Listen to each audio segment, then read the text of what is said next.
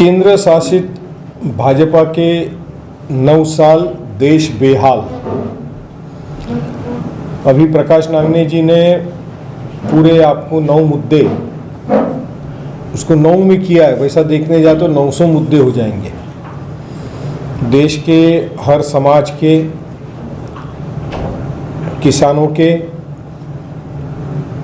Students के, housewife के, महिलाओं के, बूढ़ों के, जवानों के, बेरोजगारी के, महंगेवारी के, इंडस्ट्रीज़ के, स्मॉल स्केल इंडस्ट्रीज़ के, railways, airports, ports, refineries, dams, ऐसे 900 मुद्दे हो जाएंगे कि 9 साल में भाजपा की सरकार ने कोई ऐसा योगदान का काम नहीं किया कि जिसके चलते हुए उन्होंने किए गए वायदे वो कहीं पे पेपर में भी पूरे होते होंगे, ऐसा नज़र नहीं आता। बेरोज़गारी बड़ी तेज़ी से बढ़ रही है, महंगेवारी की मार हर आदमी सह रहा है।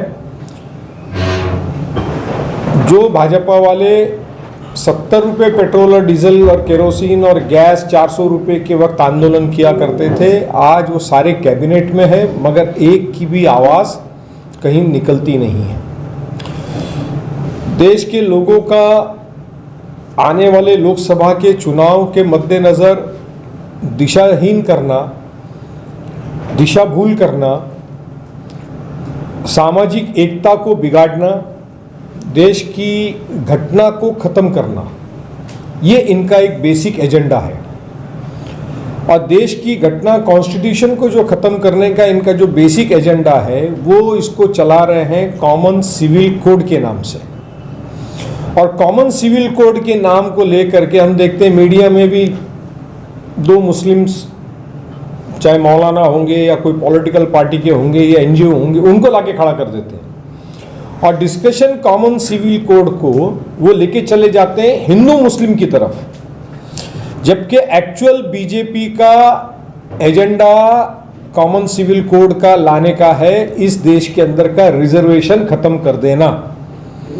SC, ST, OBC, ये जो रिजर्वेशन है इसको ये खत्म कर देना चाहते हैं। और यही कारण है कि सुप्रीम कोर्ट ने जब OBC का डेटा मांगा सेंसस का, तो इस सरकार ने 2021 का, जबकि सेंसस के पास डेटा होता है, कैटेगरी वाइज होता है, 2001 का आप सेंसस निकाल के देखो तो आपको डेटा मिलेगा, उसके पहले 1991 का सेंसस आप निकाल के देखो तो डेटा मिलेगा, 2011 का आप सेंसस निकाल के देखो तो आपको डेटा मिलेगा। मगर इस केंद्र की सरकार ने OBC का डेटा के सुप्रीम कोर्ट को प्रोवाइड नहीं किया और इस तरह से जुगलबंदी करके सुप्रीम कोर्ट में मैटर को लटका दिया है। उसके चलते हुए पूरे देश में स्थानिक स्वराज्य संस्थाओं के चुनाव, विशेषतः महाराष्ट्र में, नहीं हो रहे हैं। इलेक्टेड रिप्रेजेंटेटिव्स वहाँ पे काम नहीं कर पा रहे हैं। नगर परिषद, महापालिका, जिला परिषद, ये सारे चुनाव उस रिजर्वेशन नहीं होने की वजह से लटक गए हैं, रुक गए हैं। ये इनका एक एजेंडा है। खाली OBC का रिजर्वेशन इनको ख़त्म नहीं करना है, तो इनको SC, ST, OBC सभी रिजर्वेशन इनको ख़त्म करना है। ये उसके पीछे का मेन मकसद है, मेन मुद्दा है। और इसके चलते हुए इसको पोलराइजेशन कैसे करना है, तो कॉमन सिविल कोड, तो कॉमन सिविल कोड की बात करके मुसलमानों को सामने खड़ा कर देते हैं। तो मुसलमानों का आपत्ति है। मैं ये आप लोगों के माध्यम से कहना चाहता हूँ कि SC के रिजर्वेशन में मुसलमानों को जगह नहीं है, ST के रिजर्वेशन में मुसलमानों को जगह नहीं है, OBC के रिजर्वेशन में कुछ अंसारी, कुछ जुलाहा, कुछ बागवान, ऐसे कुछ परसेंटेज में ही मुस्लिम कम्युनिटी को वो OBC के रिजर्वेशन में है। इसके अलावा मुस्लिम्स को कहीं जॉब में रिजर्वेशन नहीं है, कहीं एम्प्लॉयमेंट में रिजर्वेशन नहीं है, मल्टीनेशनल में रिजर्वेशन नहीं है। मुस्लिम कम्युनिटी को के लोगों को अगर प्रॉपर्टी के डिस्प्यूट्स होते हैं तो सिविल कोर्ट में जाना पड़ता है। अगर क्रिमिनल केस होते हैं तो CRPC का एक्ट लागू होता है। जो लोग शरीयत के बेसिस पे तलाक नहीं करते हैं वो स्पेशल मैरिज एक्ट के तहत कोर्ट में जाकर के डिवोर्स पिटीशन फाइल करते हैं। जिनको सिर्फ निकाहनामा नहीं करना है तो वो स्पेशल मैरिज एक्ट में जाके शादी करते हैं। तो मुसलमानों को कॉमन सिविल कोड आने से वो नुकसान नहीं है जो ये दिखाया जाता है। एक्चुअल नुकसान तो हमारे हिंदू भाइयों का है। तो मुसलमान क्या काम करता है? साइकिल रिपेयर करता है, एसी रिपेयर करता है, हाथ गाड़ी खींचता है, ठैया खींचता है, ट्रक चलाता है, रिक्शा चलाता है, केले की गाड़ी लगाता है, भाजी की गाड़ी लगाता है, क्योंकि उसको रिजर्वेशन प्राप्त नहीं है। तो इसमें नुकसान हमारे हिंदू भाइयों का है। मगर ये पोलराइजेशन करना चाहते हैं देश में 2024 के इलेक्शन के पहले, और इसीलिए अभी ऑब्जेक्शन सजेशंस का इन्होंने निकाला कि 1 महीने में कॉमन सिविल कोड के संदर्भ में लोगों ने अपना ऑब्जेक्शन सजेशन देना चाहिए। जब आप इस घटना को ही खत्म कर देना चाहते हैं, आपका उसके पीछे का मकसद ही वो है, तो ऑब्जेक्शन सजेशन लेके भी आप क्या करने वाले हैं? जितने ऑब्जेक्शन आएंगे उन मुद्दों को लेकर के आप इस देश में और पोलराइजेशन करोगे। जनवरी में राम जन्मभूमि का उद्घाटन आप करेंगे, अच्छी बात है। कई सालों से मुद्दा चल रहा था, सुप्रीम कोर्ट ने जजमेंट दिया, तो आप राम जन्मभूमि का एनकैशमेंट पॉलिटिकल करेंगे। मई महीने में लोकसभा का चुनाव लगेगा, तब तक के आप उसका एनकैशमेंट करोगे। कई तीर्थ यात्राओं पे अभी फ्री गाड़ियां भेजने लग गए, बसेस भेजने लग गए। तो मेन जो लोगों को चाहिए, रोजगार चाहिए।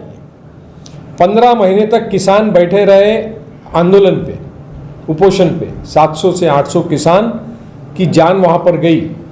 सरकार ने जो किसानों को कमिटमेंट वहां दिया, मेरी मालूमात के हिसाब से तो एक भी कमिटमेंट सरकार ने पूरा नहीं किया। बाकी के तो अमित शाह जी ने कह दिया ये तो जुमले हैं, 15 लाख जुमला है, बाकी के सारे जुमले हैं। मगर जब सरकार में आने के बाद, आंदोलन होने के बाद, जो मुद्दों के ऊपर 15 महीने तक इस मुल्क का किसान बैठा रहा, उसके ऊपर के भी आपके आश्वासन की पूर्तता सरकार ने नहीं करी, और कोई भी उसके ऊपर एक शब्द बात करने तैयार नहीं है। आज कई महीनों से इस देश को जिन्होंने सम्मान दिलाया इंटरनेशनल लेवल पे, प्लेयर्स हमारे वहाँ आंदोलन करते बैठे, मगर सरकार के पास महीनों महीनों तक फुर्सत नहीं उनसे बात करने की। तो इससे आप और हम समझ सकते हैं कि सरकार का दृष्टिकोण क्या है। केंद्र में सरकार सिर्फ वापस स्थापन करनी है, देश को कांग्रेस मुक्त बनाना है, ये इनका एजेंडा था। मगर आप देखो एक एक राज्य कांग्रेस वापस आती जा रही है। अभी हम कर्नाटका में थे, मैं 15 दिन था, पूरी ताकत से जनता ने वहाँ पे कांग्रेस को चुन के दिया। और आप देखोगे कि अभी एमपी का चुनाव है, बाकी की जो राज्यों के चुनाव है, वहाँ पे आपको नज़र आएगा कि कांग्रेस कितनी ताकत से वहाँ पर अपनी बुनियाद बनाएगी। और ये कांग्रेस बुनियाद कैसे बनाएगी? जब सत्ताधारी वचन की पूर्ति नहीं करता है, तब विरोधी पक्ष को जनता आगे लाती है। यही लोकतंत्र की ताकत है, और यही लोकतंत्र ये खत्म कर देना चाहते हैं। इसी लोकतंत्र को ये खत्म कर देना चाहते हैं। मणिपुर जल रहा है, कितने महीनों से जल रहा है, मगर होम मिनिस्टर एक शब्द नहीं है क्या? बताइए मुझे आप। प्राइम मिनिस्टर का एक शब्द नहीं है। मेंबर ऑफ पार्लियामेंट्स के जब भी ऐसे कोई हादसे कहीं होते हैं कहीं स्टेट में, तो पार्लियामेंट की एक कमेटी बनाई जाती है, प्राइम मिनिस्टर उनको भेजते हैं। तो जो लोग दंगाई है या जो दंगा कर रहे हैं या जो इश्यूज़ हैं, उस इशू को रिजॉल्व करने के लिए वहाँ लोगों से बातचीत करने के लिए मेंबर ऑफ पार्लियामेंट्स की कमेटी जाती है, डेलीगेशन जाता है, मिनिस्टर्स जाते हैं। मगर मणिपुर आज महीना भर से ज़्यादा हो गया, मणिपुर जल रहा है, मगर उसके ऊपर निशब्द, कोई शब्द नहीं, कोई चर्चा नहीं। इस तरह से पूरे देश का हाल है। सिर्फ चैनल चालू करके आपको मन की बात सुनाएंगे, मन की बात से पेट नहीं भरता। मन की बात खाली सुनने में अच्छी लगती है, उससे पेट नहीं भरता, रोजी रोटी नहीं मिलती, रोजगार नहीं मिलता। तो 9 साल मोदी जी के सरकार के 9 साल भारतवर्ष बेहाल, ये हमारा मकसद है आप लोगों तक के बात को पहुंचाना और आपके माध्यम से जनता के पहुंचाना।